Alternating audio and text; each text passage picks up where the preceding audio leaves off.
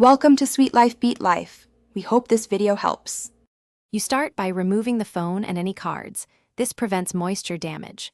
Once done, rinse the silicone case under warm running water to remove loose dirt. Mix a small amount of mild dish soap with water, about 1 part soap to 10 parts water, and use a soft microfiber cloth to scrub the interior and exterior.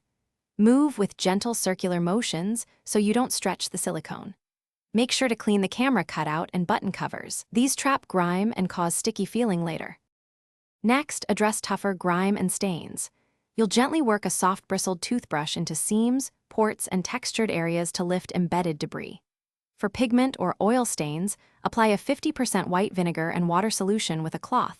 Test a hidden area first to confirm no discoloration. If residue persists, sprinkle a bit of baking soda and rub gently. It adds mild abrasion. Avoid bleach and concentrated solvents because they degrade silicone. Use isopropyl alcohol very sparingly and only after testing.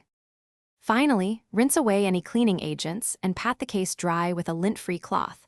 Then let it air dry fully for at least 30 minutes to avoid trapped moisture.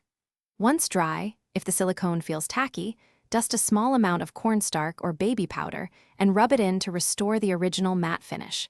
Make sure to reinstall the phone only when completely dry. Troubleshooting tip: if stains or yellowing won't budge after safe cleaning, it's often safer to replace the case than risk damage trying harsh. Thanks for watching. Consider subscribing if we helped you.